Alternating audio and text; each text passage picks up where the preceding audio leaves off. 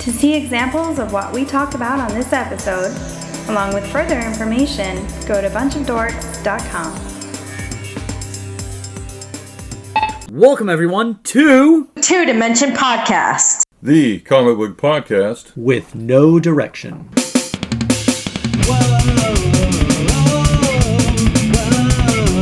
Two-dimension. Two-dimension. What's up, everybody? You know that song, you know this voice. It's me, Rook, and sitting right next to me, it's the one and only Mr. Don Moore. Hello, everybody. Don, it is so cool to actually be sitting here with each other, hanging out. Especially considering all the cool books that I've had delivered as of recently off of Kickstarters. You've got an awesome stack of books.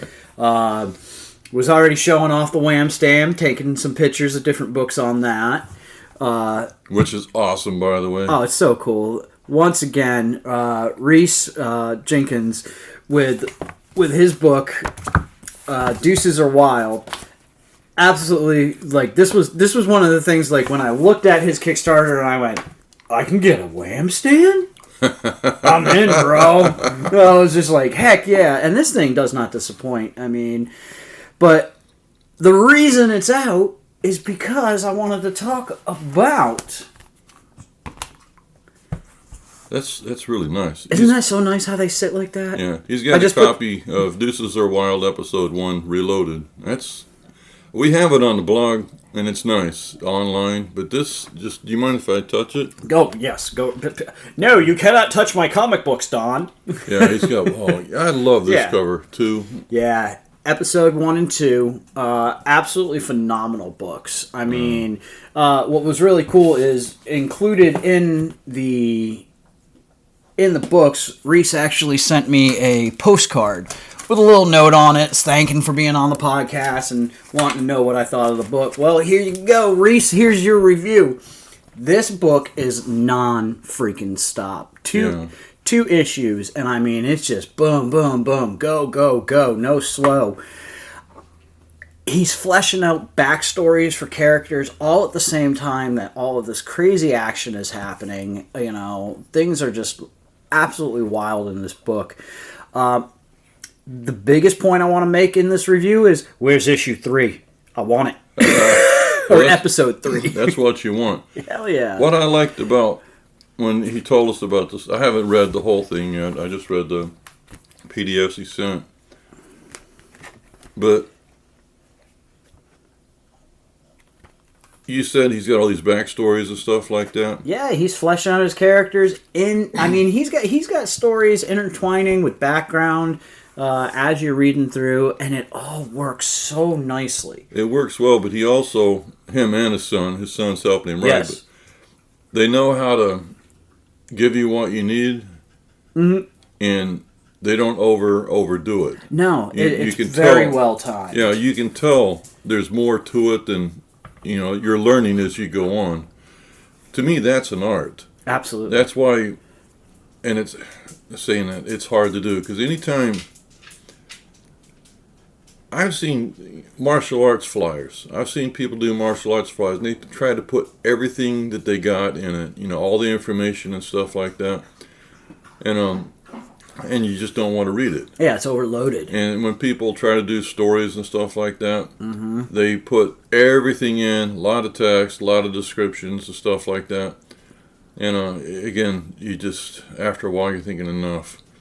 Too dense. This one, when you're reading it, they know how to make you want more, but you can see there is a lot more to what they're showing. And I mean, saying that, there's a lot of poetry to this. There is. I mean, it's reading this book, you can tell Reese is damn good at what he does. Yeah. I mean, the pacing, the storylining, the characters, it's so great. I mean, I've really enjoyed the crap out of it. I'm wondering what is going on as far as like the timeline and who's where now doing what. It's really, really interesting. Can't say enough good things. Deuces Are Wild, Reese Jenkins. 2 episodes are out so far, and we're not talking little books either. I mean, no, those they're are good square-bound size. So I've seen trades the same size. So Yeah, I mean, they're like absolutely. thin trades. yeah, they are. They're like thinner trades, but I mean, dude, it's so great. I mean, so you've already seen Deuces Are Wild. We've talked to Reese about that. Here's something that was on his Kickstarter that we talked about this last time he was on the show. He mentioned it. He did. And when I saw it on the Kickstarter, I was like, you know what? I want to grab this. I like that, Yeah. that front character. So this book is called Hood Boy. Now, I may be misremembering. Y'all go back to the last time we had Reese on. If I remember right, this was something he did early on. Yeah. Years ago. Yeah, it was. And I mean, he's doing the art and everything. I mean, the art is all Reese. I mean, this is a cool ass book, and it ends talking about a 2. And I don't know how old. I don't remember exactly how old this book is. How long ago he wrote this, but I'm in for an issue 2 on this too, Reese. Awesome freaking book. Love the style, the art, the black and gray with the washes over it and everything. I mean, just absolutely killer stuff, man. Really nice layouts too. Yeah. His layout, his pacings, I mean, everything. And this book just drops you right into that the 3 characters going into a warehouse, working and everything on mission. So you don't get a lot of explanation. You just get boom right on into it, which is really kind of Reese's style from what I see him doing in Deuces Are Wild. Yeah. He drops you right in, and he starts working the story as you're going along. One of the cool things I found in issue 1, reading a physical copy in my hand, this one character with the big helmet on only speaks in Japanese. Reese does not translate it. Anything he speaks, any words that come out of this guy's mouth on the text bubbles, it's in Japanese, and there's no translation. I actually kind of appreciate that. Oh, it's Chewbacca. Well, but part of the reason I appreciate it is because his character Charles at the time, he don't speak Japanese. He even mentions, he's like, all the languages I speak, you're speaking the one I don't. Yeah. So I think it's a great storytelling device to not translate it. So unless you're going to go through the process of finding out what these words are, you're as clueless as the main character throughout this whole thing. Why this guy's doing his thing. I feel like I'm gonna sit down and I'm gonna try and translate what the guy's saying, because I feel like Reese maybe hid some really good story plot in some of this guy's dialogue, but he put it in Japanese, so nobody's gonna know it unless you know it. I think I posted on Facebook one time. I think it was Google Translate. You can take a picture. Yeah. I'll be able to translate it very easy, but I have, as you see, I have such a stack of books that I'm trying to catch up on. Well, I'm saying this, it wasn't really quite sweet. I had some Japanese comics I bought in Hawaii in the 80s. And I've always wondered what certain things said. And you just put your phone over it, and it'll translate it for you. But it doesn't translate all the text at the same time. And I'm like, I don't know. It was kind of like trying to tune a analog TV when you're out in the desert. Sometimes you might get something. It depends on, at night you get the signal better than you do at day. And I don't know. It was the wonders of technology. I mean, let's be honest. Some of the tech we have these days is great, being able to translate like that, but it's not reliable. It's just not.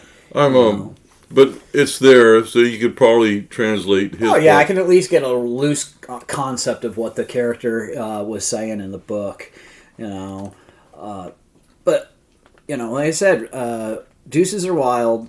Absolutely phenomenal book. I love the art style. I love Reese's art style too. I do too. It's so much fun to read stuff like this that that the creator is absolutely involved and taking good care of his property. So it's fantastic for this stuff like this. One thing I want to add to this, everything Rook said, I agree 100%. Reese, I really love your style. I love the character of Hood Boy. That's a great design. Yeah. I like the cover. But and it has a hip hop feel. I mean, the title design and the one, it looks like somebody spray painted it. And but your panel layouts, you're not timid with your panel layouts. No, he's not. And when I'm saying this, He has fun with panel layout. but that's one of those things you have to be careful with it, because I've seen, and I'm one of these people, when I try to do comics, you start trying to do some dynamic panel layouts, and next thing you know, it's a train wreck. You don't know, the reader doesn't know where to go, what to read. Mm-hmm. These are dynamic. Oh, his flow is great. Yeah, it flows. You don't have any issue. Yep.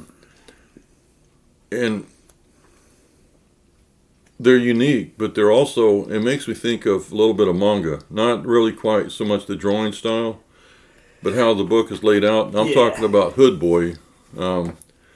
Yeah, the way that the layout is. Yeah, I can see that. I can see some manga and panel inspiration behind that thing. The two I'm looking at is this one, this page here.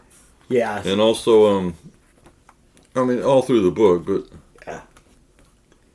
it's, I've seen this page so many times now I can't find it. Now you can't find the page he was talking about. Yeah, this one here. Oh, yeah. But, I was comparing while Rook was talking, and Hood Boy and Deuces are wild. Still dynamic page layouts, but they're different. They're more. The word's not conservative, I'm saying, but it's kind of pulled back a little bit. More where this has more of a manga panel layout with the line working in the panels and stuff like this. This is more of what we expect to see in Eastern comics. Yeah, exactly. So. I'm not saying, and I'm not saying that in a negative. Please, no, you guys got to understand. There's dynamics to the way manga is done. There's rules. Yeah. And there's understood rules to Eastern comics. It's really cool to see Reese is able to do all of this. Right. And Hood Boy, when we're talking about the manga stuff, it's kind of slanted panels and a little bit of broken. A little bit more angle, more the camera has more dynamics. Well, I mean, the dynamics of the camera are more exaggerated. Right. Whereas Deuces Are Wild, they're a little more grid-like, somewhat. I mean, but even with Deuces Are Wild, he gets some great angle lines and stuff like that. But it's not as crazy angled as what we see in Hood Boy. I think we're probably going to start to see some more crazy stuff from him as this series goes on, because it just kind of keeps getting nuttier in each issue as you go on. I mean, there's a lot happening, fighting, shooting, a lot of who the and why the is happening in your head as you're reading this. And 2 issues do not give you sufficient answers here. I mean, it just does not give you answers. I finished issue 2, and I'm like, all right, so I know where these guys are coming from. Now, where are we going to? Of course, even in 2 issues, that's not the whole story of these characters. I mean, absolutely not. So, yeah. Sweet. Yeah, it's really nice work, Reese. Yep. And I also just want to mention real quick that Lesser Known Comics is the publisher behind Deuces Are Wild.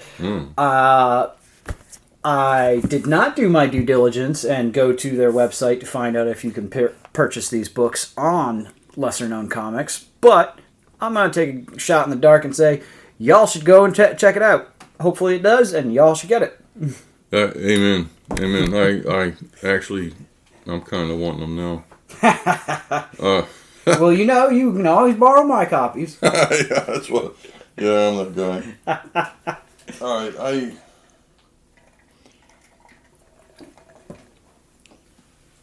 Oh, dear Lord, he brought it. Oh, look at this. Now, what we're talking about is the Eternaut. Is that how you call it? Eternaut? Eternaut. Oh, okay. I'm not Spanish. But, I have to admit, we had a guest a long time ago, and he mentioned, I guess he was He was from South America. Yeah, So well, I think, this yeah. book is extremely popular. I think he was in Mexico, the first guy we had. He may have been from Mexico, but this is more. I think it's Argentina. Yeah, it's Argentina. Yeah, it's Argentina that this is from. But so. we've had a few guests. Bijan, she Bijan mentioned it. Yeah. Yep, absolutely. And then there's a third one, and I'm saying this every time they mention it. I never heard of it, and then this, I guess when Bijan mentioned it, I guess I was still clueless, and then you brought it up. Oh, that's right, they did mention it. Yep. Well, I was trying to get it. Fantagraphics put it out in English, and but it was out of print. And if you try to, as you know, when something goes out of print, the price is just through the ceiling. It's an expensive book anyway. And but I guess because the TV show Fantagraphics put the thing out again, Oh, rightfully so. and so I watched the TV show. It's on Netflix, and it's really good. It's really something. I watched it twice actually, and that one season. Anyway, I got the book. Now, be honest, I haven't. You can see where I've stopped reading it. Yeah. Well, it's a big book, dude. Yeah. Well, it's a big book, and I have a cat that it won't leave me alone. And this thing is cumbersome. So when you're trying to hold this 50-pound book, and you got a little cat in your lap all the time, but Yeah, this is a rest in your lap and read book. yeah, with a cat in it. Yeah.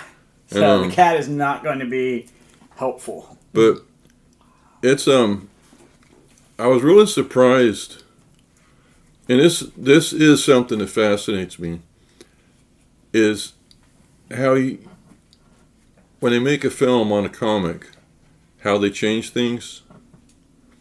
And a lot of times when I was growing up, I would get mad because they don't do that. The Christopher Reeve Superman, I wasn't mad at all. I love those movies. But they did things in that movie. One, the Fortress of Solitude. In the comic books, the fortress was basically in a giant iceberg with a massive gold door with a massive gold key that only Superman could lift. And in the movies, it was that Crystal Palace, which was awesome. Mm-hmm. And but at the time, you're like, wait a minute, it was so alien. There's certain things like that they do. But in this one, the narrative is different because it starts out, he shows up at somebody's house and he's telling the story of what happened. Right. And the characters don't resemble I know. Yeah, we'll talk about that in a minute. Oh, yeah, we will talk about that in a minute. But the characters don't resemble the ones from the show, and I'm not complaining about that. Yeah, the show took some liberties, and I had heard that almost immediately online, but I noticed that a lot of the fans did not mind the liberties taken. Well, saying that, I'm going to guess, I only read the first trade of Walking Dead, that I think you gave to me, thank you. But, and I liked the show until I didn't and stopped watching. Yeah, until it jumped the shark. But I saw the show first, and then I read the trade, and it's along the same thing. It's a different animal. Mm-hmm. There are some things sort of the same. In this one, it's the same story, but it unfolds differently. It goes into detail about what they're doing, and you only have about 3 or 4 characters. Whereas in the show, there's actually a multitude at the beginning. Yeah. I find it incredible. I mean, I find this extremely incredible. And also the time. This came out, it's nothing like comics that I read when I was a kid. Yeah. This is old. Yeah. And, we need to find out when. Yeah, I was going to say, when was the original published date on this? Because I've read about it, and I've even seen some examples where they show the American comics coming out at the time, and it's a completely different thing. Now, this guy, I'm shocked that, as Rook mentioned, the amount of material in there. I'm also shocked that they talk about basically the Argentine regime at the time, I guess, put him under investigation or made him a criminal because he was, I guess he was making comments about what was going on politically. Yeah. And Wow.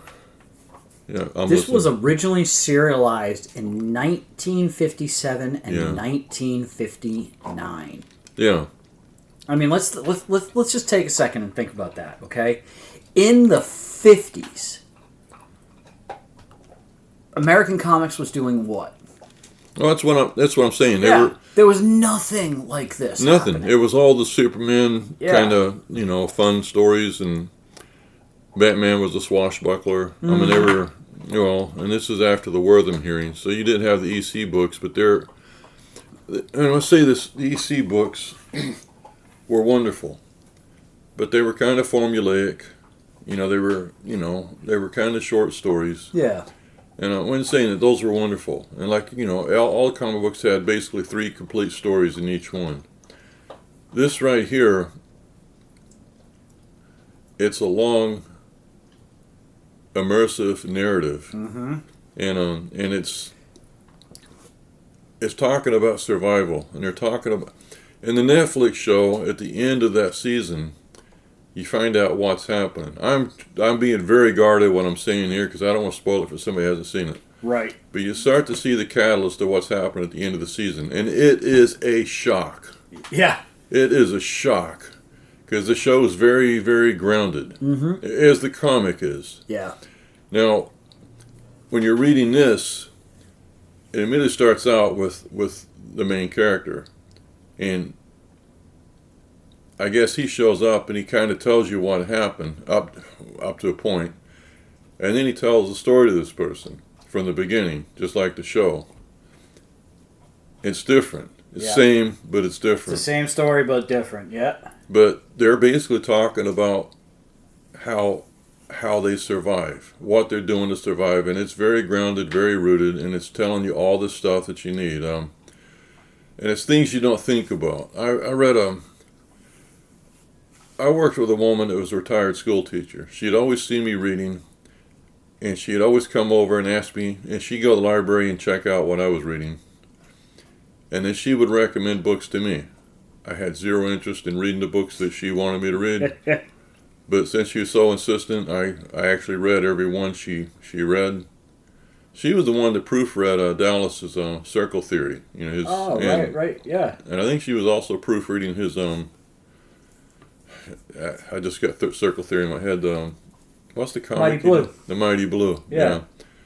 And she'd always come over to me. She always called Dallas the little Buddha. She was a small woman, so she was always size. I didn't say little Buddha, living Buddha. Dallas is a living Buddha. Living Buddha. And That's adorable. yeah, but she says, no, the little Buddha. No, it's not little Buddha. It's living Buddha. And anyway, she recommended a book that we had at work. We had a book collective. People would bring in books, and you could just take them if you wanted them. Love that. And it was awesome. But she had one called the Poisonwood Bible. And so she brought it over to me, and she kept insisting. So I finally read it. And I'll be honest with you, I would rather... I'd rather drink a can of WD-40 and swallow a box of razor blades behind it. It's about a missionary, and he goes to the Congo. He's from the south, and he brings his wife and his 4 daughters. Okay. And it irritates me to no end. And I'm not saying that I wouldn't be this way, but he goes to the Congo, basically trying to not understanding the culture and the environment that people are. No, he went down there to colonize. Yeah, exactly. Yep. And he had a one-track mind, and he messed everything up. Not to the people, he messed up him and his family. Ah. But at the very end of that book, one of the daughters explains how the Congo works and how the Portuguese that went there didn't understand it. Mm-hmm. And I absolutely love that. But one thing in that book that they mentioned, the guy, the man told the wife what to pack. They said, just bring this, just clothes off your back and a little bit, and that's it. We don't have time. And the woman said, oh, enough of that. So she started packing things that she thought they needed. And one thing she brought was cake mixes for each girl to have a birthday cake. Okay? Well, as the story unfolds at one point, they had a parrot that the previous missionary left in the room. And all of a sudden the parrot knew all these curse words. Yeah. And the minister had all the daughters sit down. Where did this learn this? And they all were quiet. It was the mother, because the mother got the cake mix out to make a cake for one of her daughters, and it was a brick. Because the environment, cake mix so wouldn't humid. survive. Yeah. Yep. And they were all quiet, but basically the woman was screaming all this stuff, and then she said, we brought all the wrong things. Well, the thing is, you can't think about what you need when you need it. You know, if society changes, I mean... Yeah. How much society changes in this book. Yeah, in the Etronaut, they talk about that a little bit. Yeah. You know. Oh, in the show they do. In the show yeah. they do. I've not had a chance to read this yet. No. And when you are done, well, actually, I really want to borrow this guy. I want you to take this now, and we'll talk about this some more, because... You haven't finished it yet, well, though. I know, but you're... I don't know when I'm going to see you again, and it's going to take me a while, and I got some other stuff I'm trying to finish. You're basically telling me I can read this easier because a cat doesn't sit in my lap.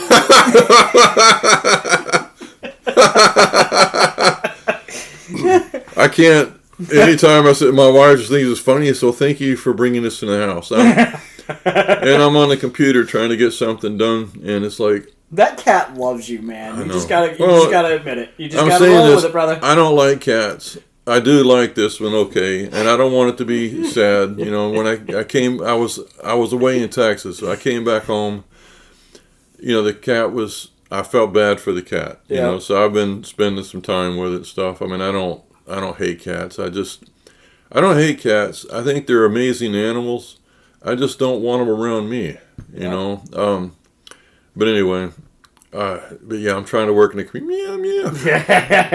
So I'll pick it up, scratch it, put it back down. Meow meow. Okay, just Let's talk a minute about the packaging on this book, Yeah. because you know we're both old graphic designers sitting here. Yeah. The packaging, all right, the initial cardboard cover on this thing. Like I look at this cardboard cover on this, and I'm just like.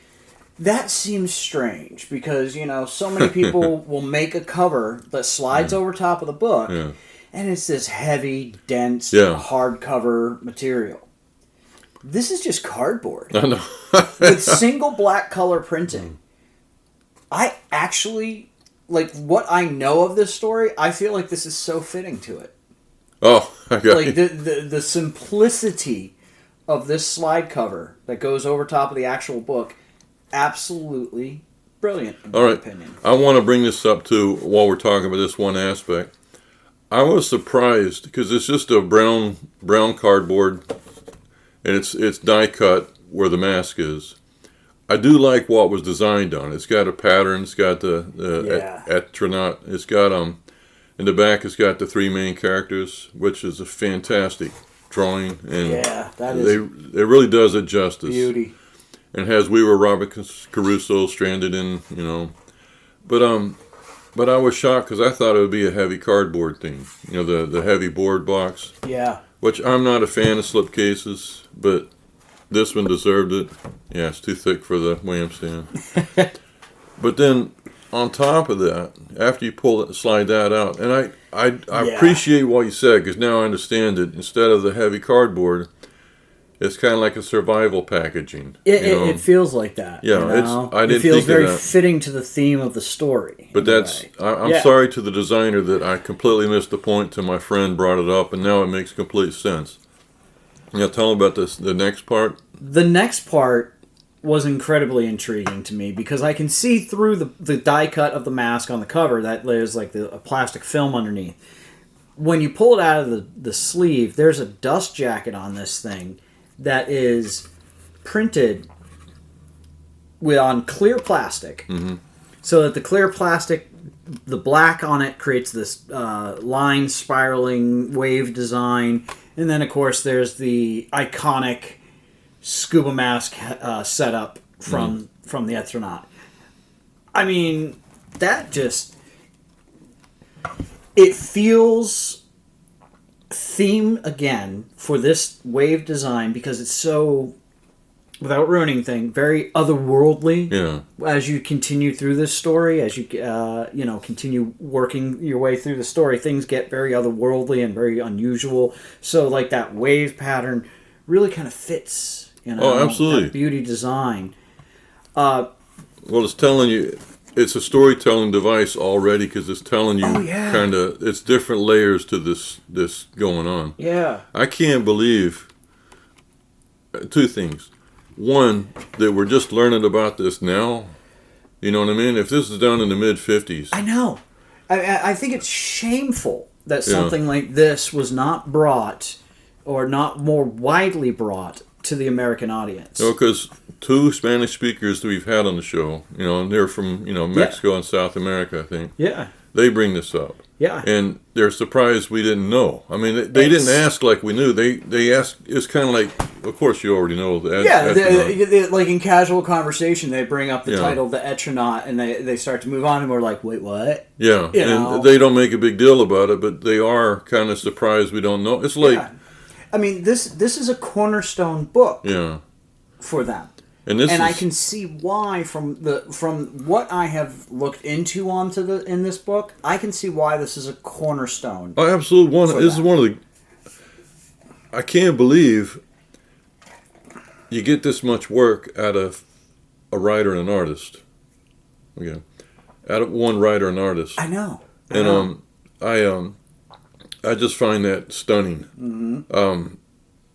But it's a massive tome, and as far as I've read, it's kind of as far as what the TV show was the first season. Okay. I'm a little further than that, but again, things are different. 360 pages. I had to go double check. This is a seminal work. This is one of the finest comics I think I've ever seen in my life. And yeah. I'm gonna say it. It's right up there with the Inkle. Wow. And that's the Inkle to me as much as you love the Inkle, you're putting this on the pedestal next to it. Inkle is the same thing. It's two creators, a writer and an artist. Yep. It's to me, it is the greatest comic ever created. And this one I find is right up there on that level. Yeah. I'm not by it. I mean, I find this Inkle's fantastic. It's a lot of things. This one right here, though, they go into details about survival, how they're going to survive, what they need to do, and then things change as it goes on. Yeah. And they have to adapt to those changes throughout the and there are hard things brought up in it that is going to have to be happening, but you don't want to think about. Yeah. And I mean, they already know. And then there's also, is everything in life, when you're faced with certain things, everybody has a different thinking, a different opinion, and sometimes your mind can be your own worst enemy. And when you're trying to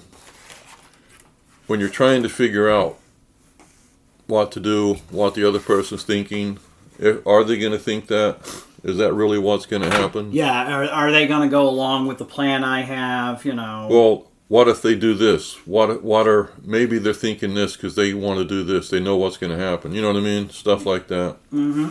And a lot of different roads to take. Some are just in some people's heads. Some of them, it's just, I highly recommend this book. And I thought I was going to have to force Rook to read it, but I'm happy that Rook is... Oh, no, you're not going to have to force this one on me. This, like I said, when you talk to creators from South America, when they talk about this book, there is a gleam in their eye. This is something that influences creators that any creator. Right, and that have rightly read it. so. Rightly Yeah. so. I mean, this book is really something special, and hearing you put it next to the Inkle is incredibly impressive. Well, and I haven't even read more than like just a few pages available online over the years. So, and yes, I do admit that it has been a few years that people have told me about this book, and I still haven't done anything. Well, about it. we couldn't have bought it before. It was Right. out of print. But now it is, with the series being out on Netflix and everything. That's one thing about this kind of stuff was. Yeah. Yeah, beautiful. When books come out and they're out of print, because they always talk about this as the golden age of trades and hardbacks and collections, which is true. But if you don't get on that, and they're actually not that expensive compared to the past, but if you don't get them when they're out, you're basically You're out of luck. and I was listening to Gary Groth at Fantagraphics talk one time. And it was about Roy Crane, one of my favorite cartoonists. When I grew up, he did a strip called Buzz Sawyer for a long time. Mm-hmm. But my favorite was he did one, Wash Tubbs and Captain Easy. Especially the Captain Easy Sunday pages are my favorites. And they put out 4 nice volumes of those. I think it's Flying Buttress did Wash Tubbs and Captain Easy in black and white in the 90s, which I liked. Mm-hmm. But those Captain Easy books came out. I bought all 4 of them when they came out. And all of a sudden they went out of print, real expensive. But he made a comment one time, and it's kind of like he goes, you just can't sell Roy Crane. Because I thought, why don't they put these things out again? Well, they're out of print. I mean, people bought them. Mm-hmm. But Etronaut was one of those.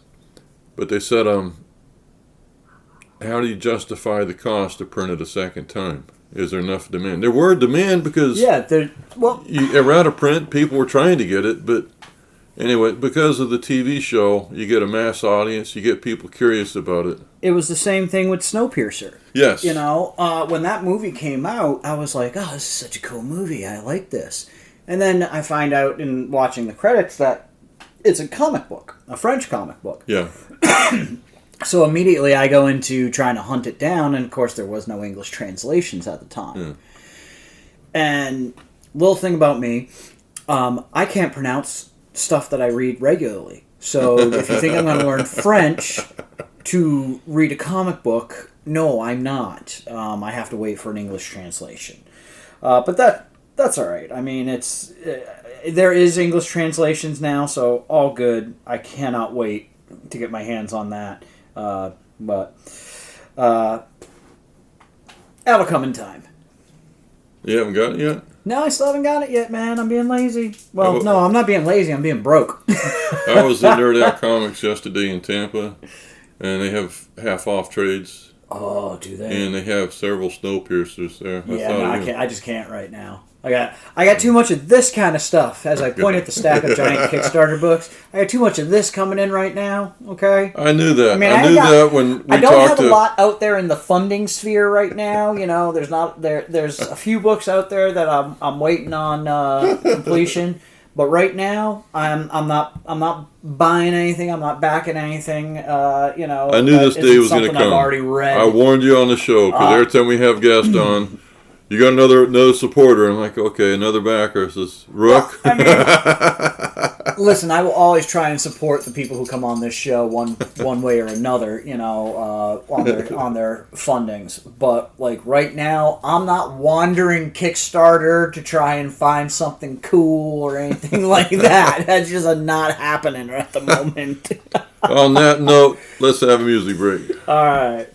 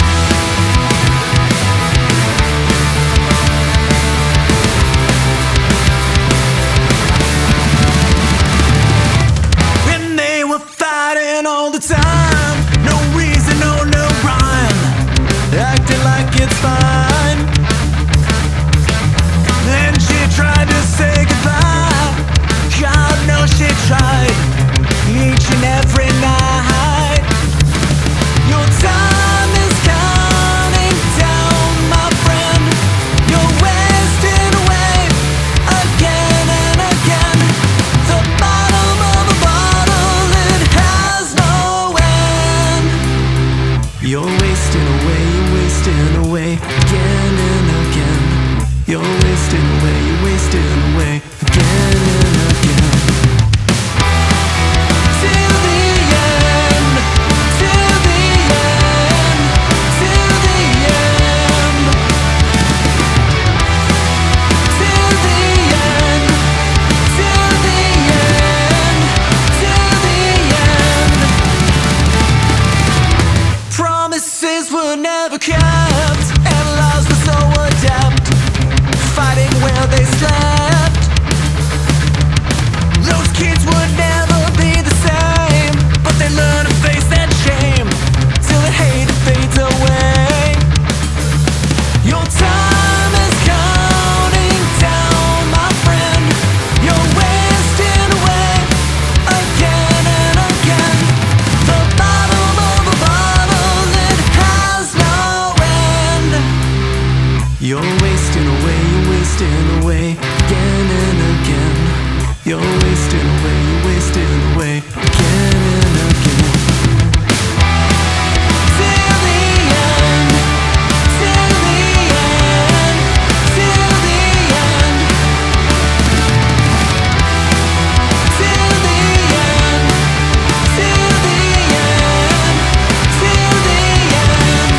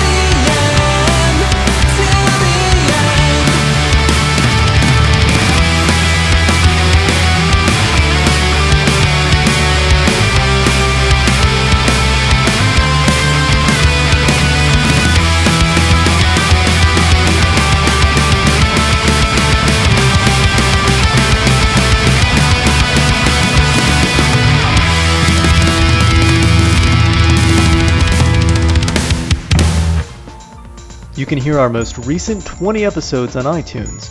If you would like to hear our older episodes, you can find them on our blog. Just go to bunchofdorks.com and click on the Cyclops.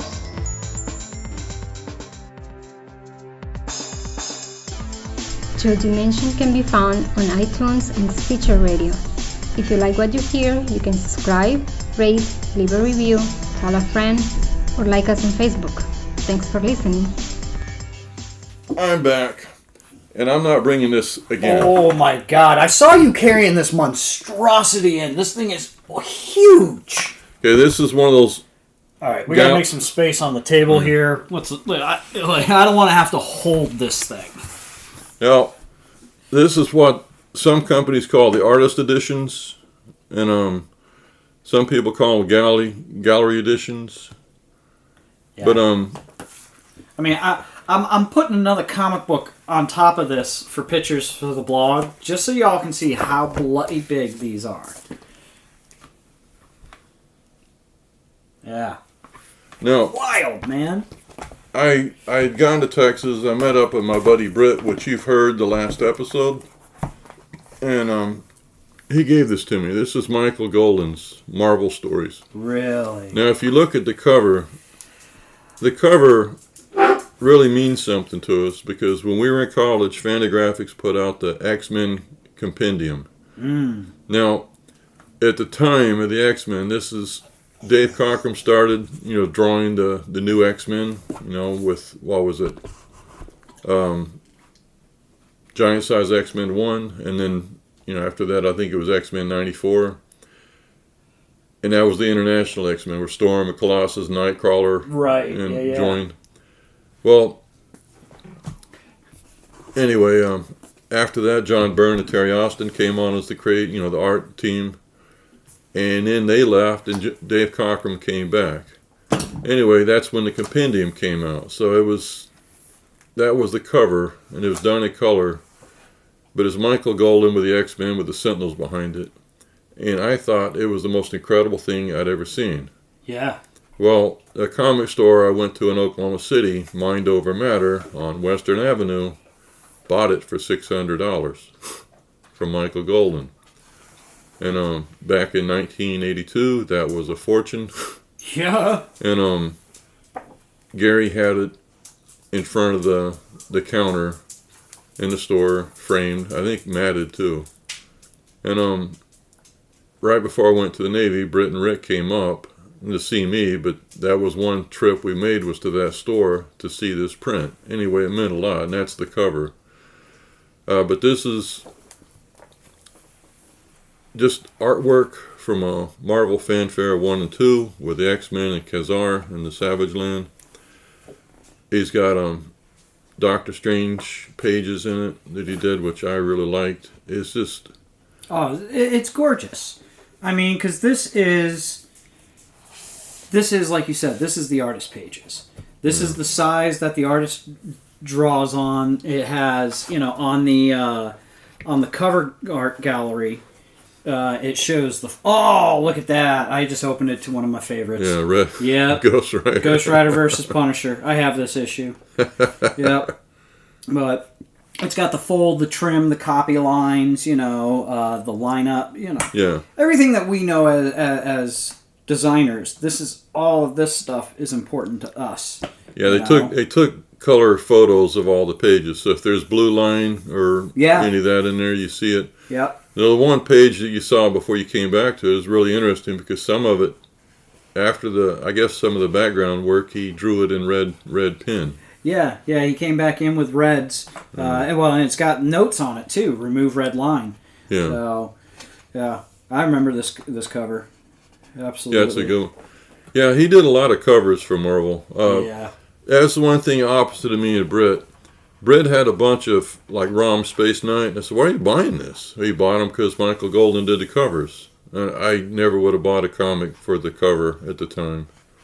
I've gone to the dark side a couple of times since, but... Yeah, I don't buy off of covers either. They're deceiving.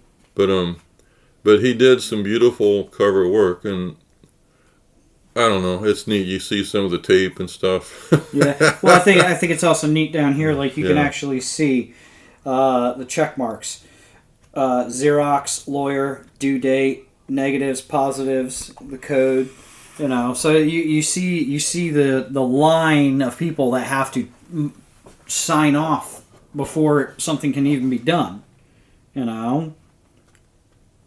Schedule, June, artist, name, title, number, month. Oh yeah, this is a blast seeing stuff like this. I've heard podcasts with creators from Marvel and DC and some of the big ones. Yeah, it's the Doctor Strange work you did. Yeah, with Eternity.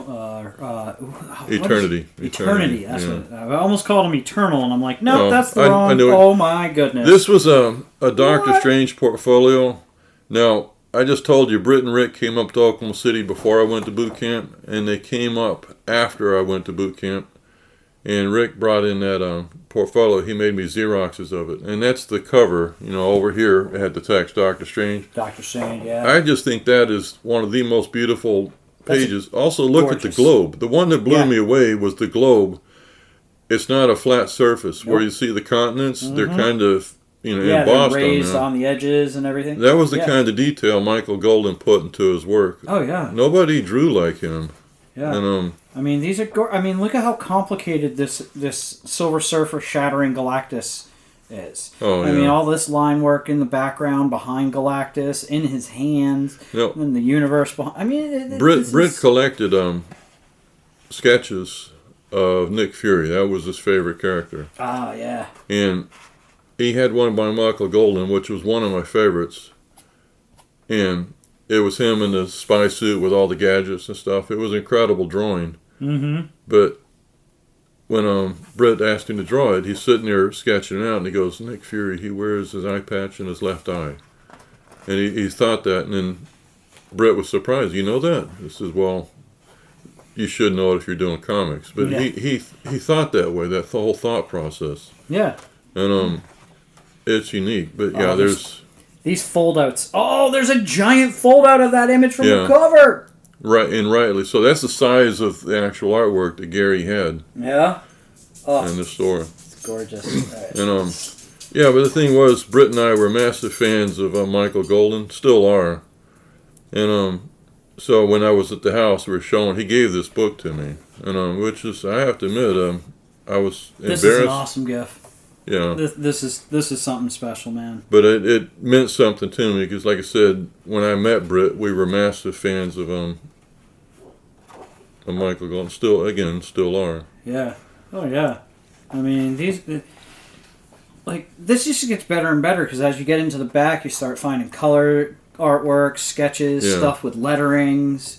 I mean, Well, every time I look at this thing, which has been many times, I always find something I never noticed before. yeah. And Oh yeah, I can see that. it's this is just his Marvel work, and he started at DC, and then he went to Marvel, and then I don't know if he went back to And that's- DC. That's kind of one of the funny things I see here with this. Is look who the publishers are on the cover: Yeah, Marvel well, and IDW. IDW put it out, but they did it with Marvel, so Marvel would be under because that's the Marvel work. Right. No, I get Michael that. Golden, one of my favorite things he did was Bucky O'Hare for Continuity Associates. Bucky I love O'Hare. that. And he also did which he never finished, but it started out with I think Topps Comics is a Jackie Chan comic called Spartan X. If you like Jackie Chan movies, he put out it was one of the biggest movies he did at the time called Armor of God. Mm-hmm. He almost died. He filmed it, I guess, starting in Yugoslavia.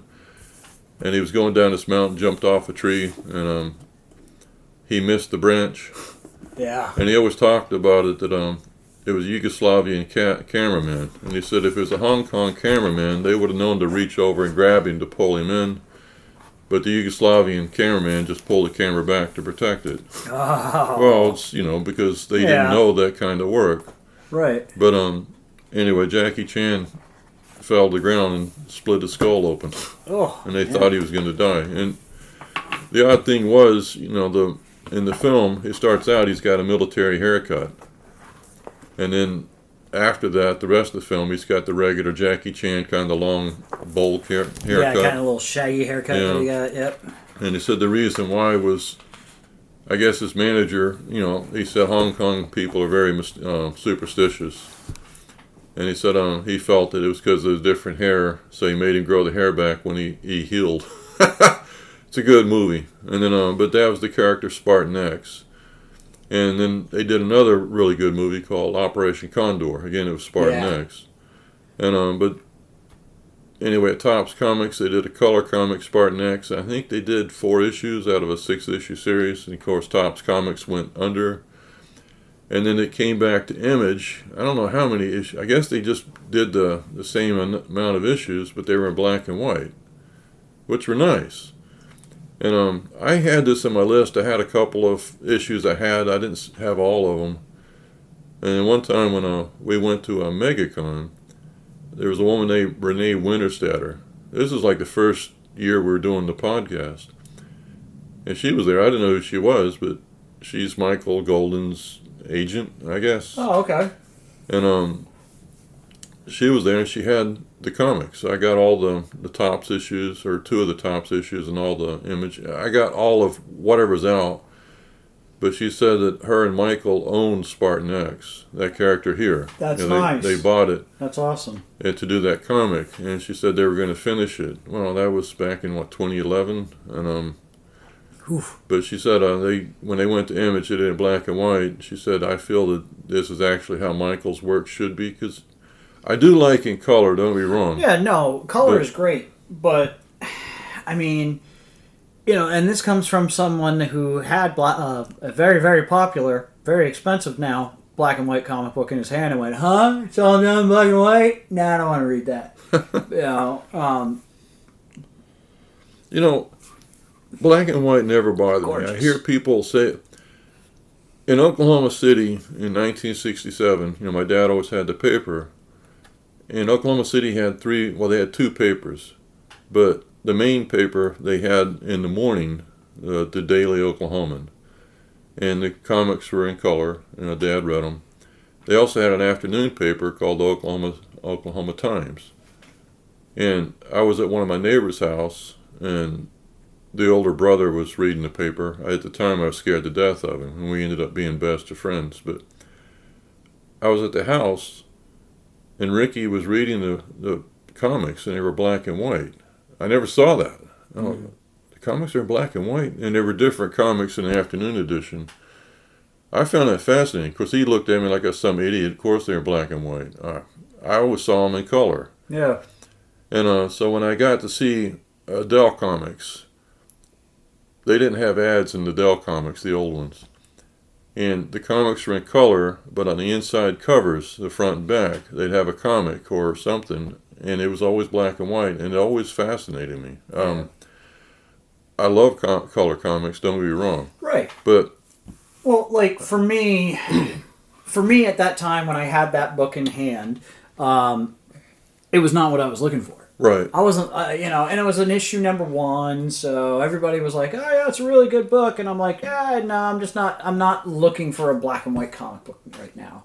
I was looking for something bright, vibrant, colorful. God, do I regret not getting that book." Anybody curious, that comic book was called Walking Dead, issue number 1.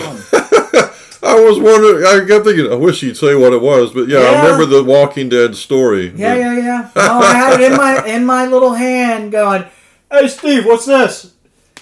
It's a zombie comic book. All done in black and white? That's dumb. Now, I am going to say, though, Yeah, do I regret that one? there are some artists that, like you just mentioned, The Walking Dead. The artist knew how to work in black and white. Well, I think you had to with Walking Dead. Right. I mean, But the grayscaling for that book, that was a very high contrast right. piece of work. But Love and Rockets, the Hernandez brothers, their work is usually black and white. Now, I've seen it in color, and it's nice, and I do like color. But for some reason, in Usagi Yojimbo, which is in color now, and very beautiful color. Well, Usagi came from TMNT, which TMNT was black and white, or black and gray. Usagi Yojimbo came out before TMT. Whoa, wait a minute. Okay, so here's the problem. The 80s kid here is going, right. I didn't know about Usagi until I knew about Ninja Turtles. Correct me. I 100% understand this. Usagi Yojimbo came out. There was a comic called Albedo in Hawaii, and when I was in Hawaii, I bought a couple of issues. It was a funny animal anthology. Okay. And they had different characters, but Usagi Yojimbo was in it sometimes. That's the first stories. Well, then Fantagraphics started printing it in a comic called Critters, another funny animal anthology book.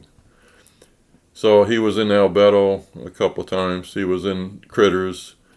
And then in 1986 or 87, Fantagraphics put out a black and white comic called Usagi Yojimbo. And they did it for a long time. I can't remember how many issues. But during that time, it worked. This woman that worked for me, she came in with her grandson.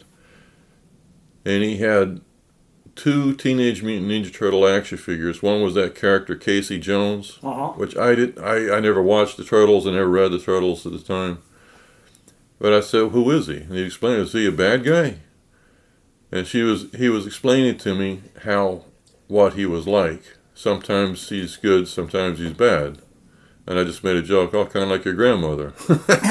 But and the other character says, "Hey, Usagi Yojimbo," and that's when he started. I was shocked. It was a really mean-looking, buff Usagi Yojimbo, but I was shocked. He goes, "Yeah," and he was telling me about him, but I knew him from the comics. I didn't know he was with the Turtles.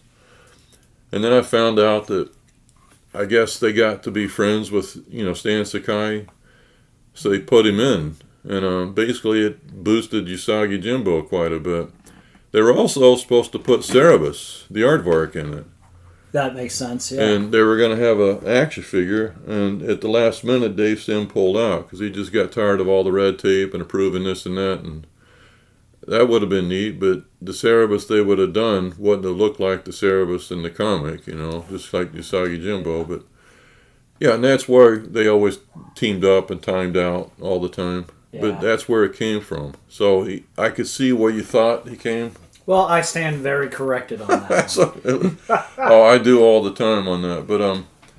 But like I said, those are comics. They know how to use black and white. As though many times black and white is some artists is just an absence of color, and it just Yeah. looks wrong. Yeah, man, I love that book. That is such a cool friggin' book for you to have, man. I'm happy that you got that. Yeah, it's. I have to admit, I was a little bit when, and like I said, it meant a lot because in college, nothing but open horizons. Oh yeah, And, absolutely. he and I just hit it off. We're always talking about comics, and Michael Golden was always forefront. And, yeah, it's something. Friends, Brent's got many of these. We talked about one last episode. But I've talked to other people that buy them. Scott Connor's another one. So where do you keep these things? Because they're just massive. I know. I found out I had a place to keep it.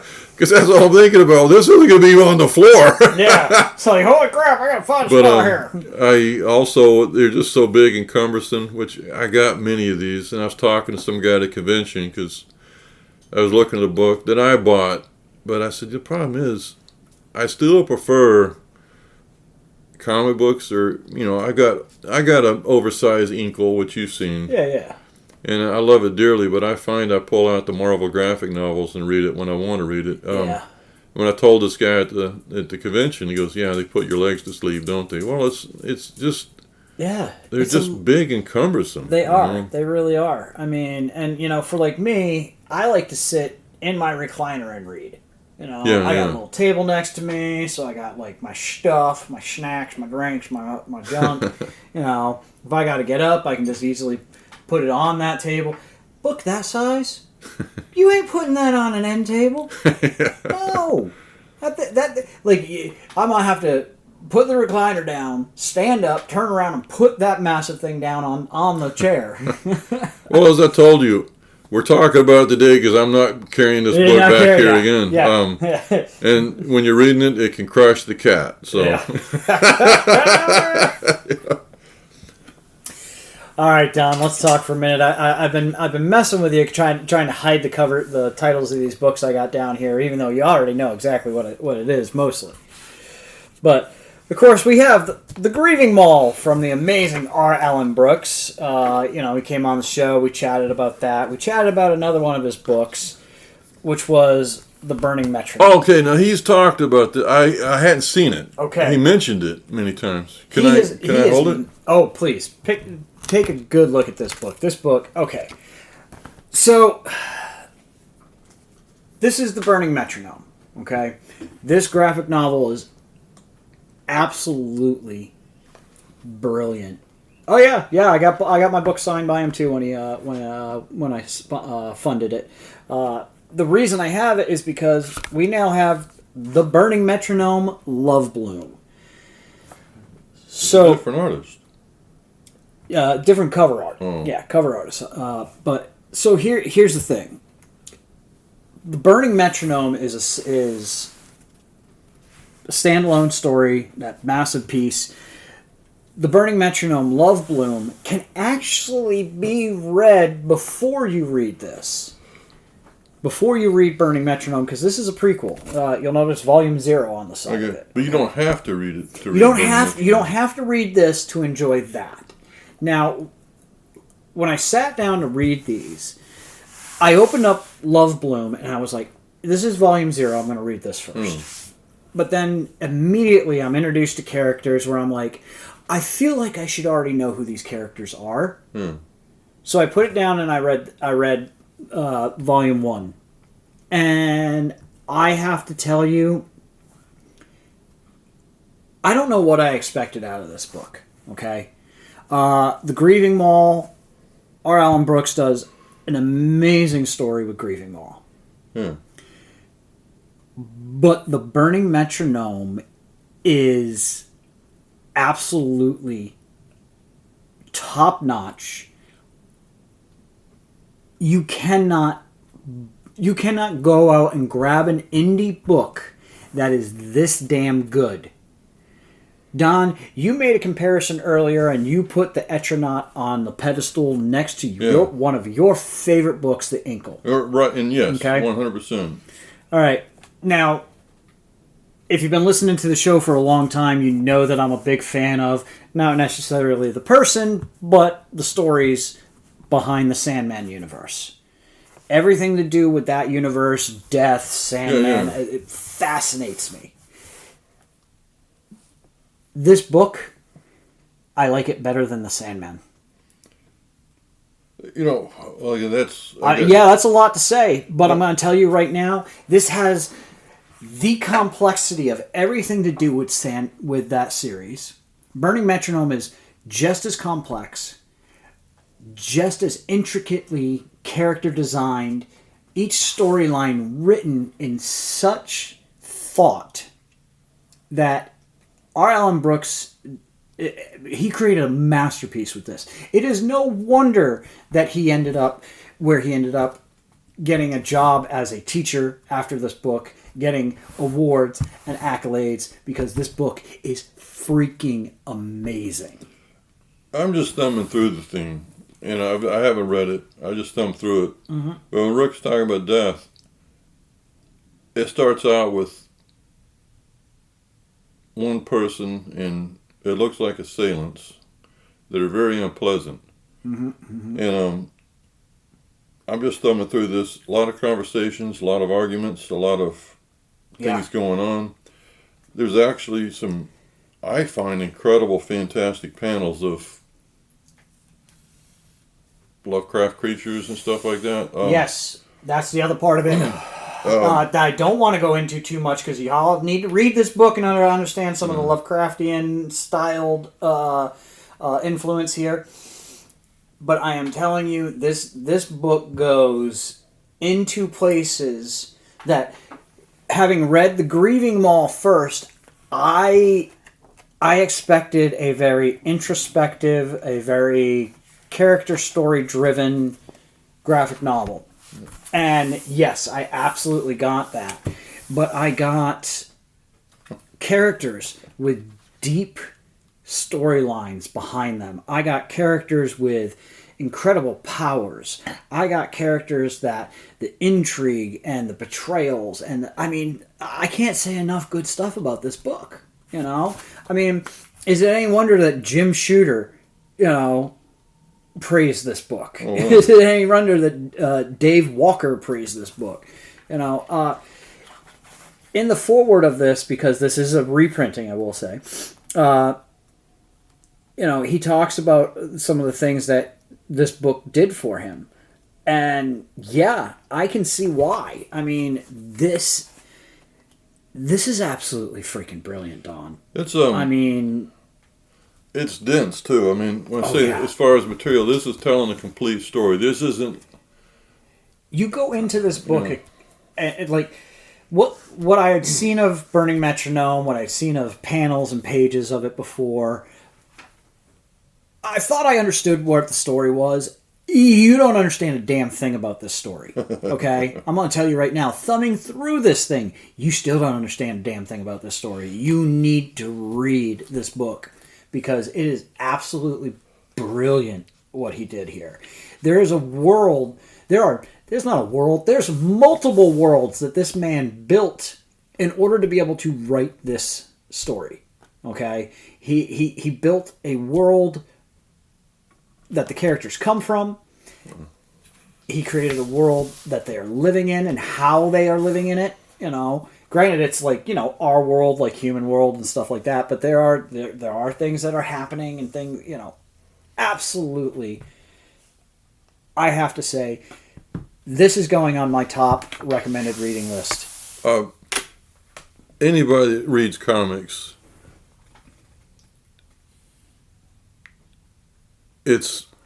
I'm trying to think of the words to say what I'm trying to say here.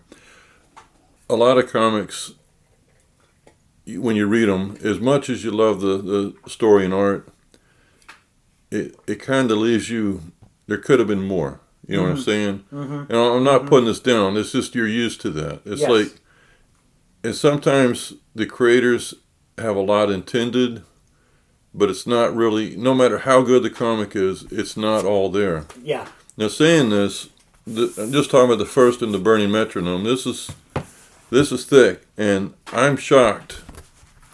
I haven't read it. All I've done is just look through it. I can see the narrative. I see the artwork. A lot of things are said in this thing. I mean, I'll be honest with you. I try to stay indifferent. You know, when I talk about creators in their books, I'm buying this. It's absolutely brilliant work. It's brilliant work, but it's This is a novel. This is the best damn comic book I have read in years. Yeah, I don't care for the term graphic novel. I don't mind if people use it. Right. Now I do say I've always said this. Asterius Polyp, I feel, is actually a graphic novel. It's a good friend of mine I work out with is a retired architect, and I thought about him one day. I brought it in because I was thinking about paper architects. Asterius Polyp. Did you ever read that? I've paged through it. I've never read it. Asterius Polyp was an architect, but he never worked as an architect. They never built anything he's done. Yeah. And he says he ended up teaching school. I mean, there's nothing wrong with that. But I just thought that was kind of funny because in martial arts they was talking about paper masters. You have you may have a lot of belts and diplomas and stuff like that, but are you any good? You know what I mean? Yeah. And my favorite. I know, sidetracking. My favorite with that has always been. I think it was Horace Gracie. I heard him say one time, "The black belt only covers 2 inches. You have to cover the rest of your ass yourself." Yeah, that is true. But I gave it to Andy, and Andy was laughing. He said, "Yeah, that was the term they used." Andy had a firm. It's interesting to talk to him about what they did, and how they dealt with engineers and materials, and how the building and what to support it. Anyway, this one right here, I'd say, is actually a graphic novel. It's a novel. He covers a massive amount of story. He tells you. I mean, it's immersive. And saying this, the second one, Love Bloom, is the same artist, Interiors. No, actually, this is multiple different artists throughout this book. Because he works with various artists. Okay, well, it looks the same, and I was gonna say he shows some improvement. I mean, the first one is great. Don't get me wrong. It's not like I think I wish this guy was better, but I'm looking through this one and it looks the same. But some of them, I'm thinking, well, this is There are variations in the art that you can notice, but I mean it stays true to his ideas, and one of the things that made our Alan Brooks such an absolute person that we wanted to interview on the show, I still remember 100%, was the comment in the email. People don't see comics as political commentary. Social commentary. Social commentary. That's what it was. Social commentary. R. Alan Brooks is a social commentary writer, putting his work into absolutely amazing, well-planned, well-designed world that he created with Burning Metronome. There is all the stories make commentary about us as a people, as humanity as a whole, the individual, how we see the other individual, how we see ourselves. This book is deeply psychological. It talks about a lot, so many social comments on the world today. I mean, and today, I mean, we're talking about a book that was written how many years ago now? I don't even remember what the original 2017. Yeah, so I mean, we're not talking about like the 1950s with the Etronaut, but we're still not talking about like 2 years ago. Everything he's got in these books is still problematic and issues as of this day right now.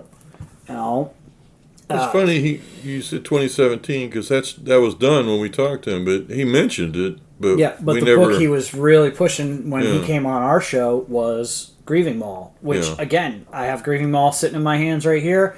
Brilliant, brilliant book. Yeah, Left me sitting there going, huh, what? Huh? At the end?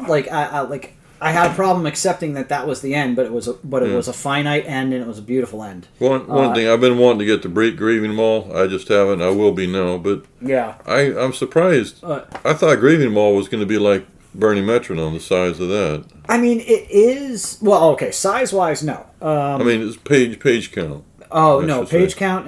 Yeah, that's a solo. That stands out on its own. And I mean, don't misunderstand me when I say, the Burning Metronome is a brilliant piece of work. Grieving Mall is a brilliant piece of work I understand as well. that. This man is a brilliant writer who Yeah. has found himself some amazing artists to work with. Right. I mean, artists, letterers, colorists. I mean, and he credits everybody. Everybody at the beginning of the book gets Well, their credits. One thing that that said, I R. applaud. Allen is actually a really good artist as well. Yeah. So I understand. He concentrated the writing, but I've seen the stories he drew, and I would buy them just for that. Oh yeah, yeah, and not to mention, I visited the area he lives in. I mean, you just say Denver, honestly, because Yeah. he has that out there.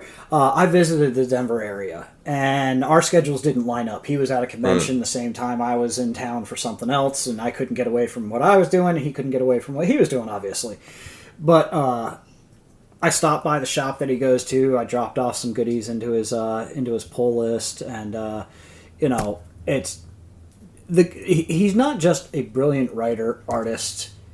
As a human being, I think R. Allen Brooks is just a great person. So, reading Grieving Mall first, I was like, I really like this guy's art, this guy's style, the way he writes, the way he presents. I read his comic strip that goes out in the newspaper when he posts it up online. I read that every time. Oh, too. you're talking about the one where the woman went into a Yeah, coma? the woman went into a coma and wakes up. That's actually something. Yeah.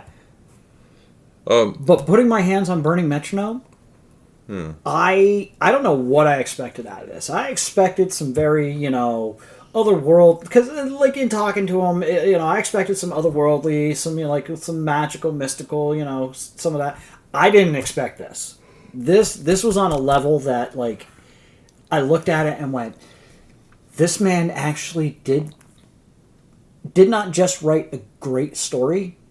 This man wrote a world that was thought about, and he took concepts and ideas that I play with Yeah. and sent them in a direction that I could have never even thought about. Burning Metronome, easily, if R. Allen Brooks was to put away all of his other projects, which we know he won't, and start working on Burning Metronome, the man could probably write Burning Metronome comics for 10 years. Right. One thing I want to say Love about this. this, one thing I want to add when you're talking about the social commentary in comics, 100%. Everything he's done, you see a little bit of it. Oh, yeah. But a lot of times you have people, musicians talk about some social commentary, writers. They get militant. I mean, I hate to say it, but they kind of turn into militant stick in the muds. It's too serious. It's too.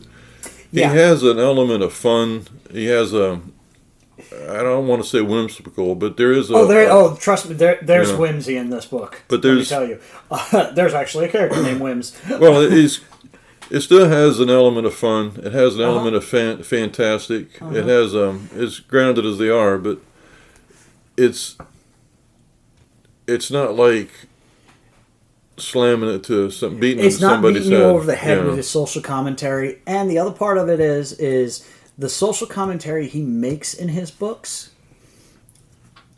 He doesn't spell it all out for you. As an intelligent reader, it's spelled out. Some of the interactions are very easy to see what it is. But he does not make. I don't feel like reading this. He makes one person the bad guy or the good guy who's on the sides of these issues. Yeah.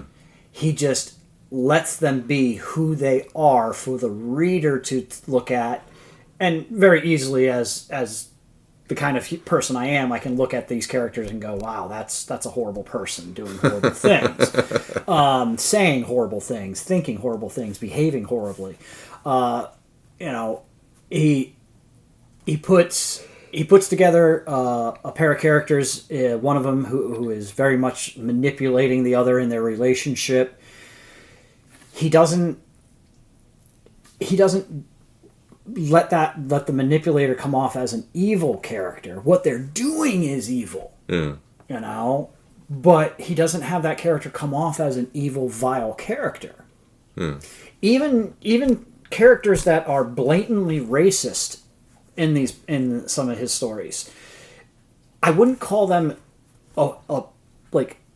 apparently evil characters. They just don't have the social interaction with other people to understand where they come from, to look at them as a human being. And that's I'm not going to remember which one it was in now, but one of the things that he wrote in here was probably one of the most... Oh, here it is. Perfect. It's right here at the end. A friend of mine, Wims, used to say that every human ism, racism, sexism, etc., they only happen when one human doesn't recognize the humanity of another. Yeah. That's I'm on just...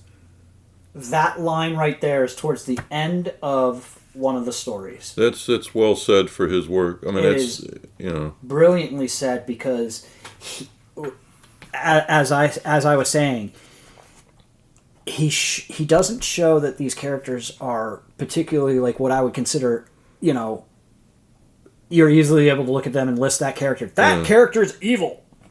No, instead what you're looking at is you're looking at these characters, you're understanding, you're getting information about where they come from, why they think this way, why they haven't had the chances to be more open and more understanding towards their fellow human beings, and they're put in situations where they're giving the opportunity to become more open and understanding. Right. But it's a commentary on the human condition, and the fact that so many of these characters fail in seeing that humanity over and over again. Right. It's not black and white. He's showing shades of gray. That's beautiful. Yeah. Absolutely beautiful. I gotta get these. I'll probably be doing it when I go home. Well, like I said, I wanted to get Grieving Mall, but it's one of those things where you're grabbing a bunch of different stuff all at the same time, and you're like, man, I really want that. Ooh, this one's right in front of me at the moment. But no, everything about R. Alan Brooks, okay? And this is what, the fourth book of his that I've bought? Yeah, because I have his other book, The Masks. I'm going to blank on the name right now. It's up on the shelf. Every single time. Home runs. Oh, yeah. This is a writer that I can tell you is a home run on his books every time. Yeah, it's just absolutely beautiful. I do highly recommend everything I've read by him. I've always enjoyed. I really enjoyed talking to him as well. Yeah. Great conversation. Yeah, but he, like I said, he mentioned Burning Metronome because I think it's on the blog, but I never really. Yeah. That's as far as it went. When the Kickstarter came up for this, it wasn't even a question in my head, because, like I said, I have Grieving Mall, and then I also funded the book that you can pick up at the museum in Denver, the Denver Art Museum, The Masks in Your Dreams. Well, I haven't seen this. Yeah, have I not shown? No. I showed you this. Who are you? Oh my god. Okay, I'm a jerk. All right, here we go, Don. I'm just gonna slide this back into its cover, and I'm gonna go ahead and hand you this. This is The Masks in Your Dreams by R. Alan Brooks. Like I said, I can't tell you home run enough with his books. So this book is a little different in size. It opens long ways. Absolutely freaking gorgeous. It's written and drawn by R. Alan Brooks, colored by Lonnie M.F. Allen. absolutely just like I can't tell you. This is such a cool book to open up and read through, and it talks about, you know, the different masks and everything. But this book is actually available at the Denver Art Museum, and it gives a beautiful story. For I really think this should be in the hands of kids. Like, kids should read this book. He drew this too. That's Yes, what I sir. said. He's Yes. a good artist. He's not just a good artist. He's a good writer. He's a good human, from what I can see of him. You know? I mean, I've never agree. stood in front of a man and shook his hand, but I'm telling you right now, this is the kind of person that, like, I would want to be hanging out around. I would want to hear just like his thoughts in life, and just hang out and just have a good time and just chill. This our Alan Brooks just seems like a genuinely cool human. I wasn't even aware of this book. See, and I thought we discussed this book already on the podcast. No, That is, oof, man. All right, I should have had the whole stack of everything I had here with his name on it. The We'll have really, pictures for you guys up on the blog and everything of all this different stuff. You know, it's this is why I love the indie scene. Finding creators like this who have something to say, something brilliantly well written. You know, this is what I'm all about, man. Oh yeah, and then this book repeats again in Spanish. It's in English and Spanish for the masks in your dreams, right? Yeah, but it's one book. You know, It's one book with both English and Spanish in it. there's a creator I like, an artist on Facebook, Leo Espinosa. I like the drawing, so I got it. He ended up I can't remember the name of the book, but he did basically a children's story book. And I found it, and I bought it. It was in Spanish, and I didn't realize it when I came home. And then I found the book again at the same store in English, so I bought it again. And I don't know why. It's just I only speak English and read English, and for some reason I really enjoy seeing the book in another language. The same thing. You know, this was to me kind of a plus because you can see it in both. And, Yeah. You know, it's not like you're. It's not like you're out of the Spanish copies and you'll have English, you know, so... Well, and that's one of the things that I think is really cool about this one is the fact that both English, Spanish in the same book. You're not buying separates. Sorry. Oh, yeah, the postcard that came with it from one of the kids in the book. Rook put it back in the slipcase. Oh, no, but I thought, I forgot to... Nah, I'm busy taking pictures for the blog over here. Yeah. But, which, once again, man, y'all can find out everything about this stuff on the blog. We'll have all the pictures and everything from today. Until next time, Read more comics! do you want to be part of the show? Draw us a fake comic book cover, and we'll use it to promote new episodes online. If you'd like to promote your music, send us your MP3 and you can have a musical spotlight on our show. Plus, we'll add your link on our music page. We have 3 t-shirt designs. Find them on the sidebar of the blog. Listen to the show. Wear the shirt.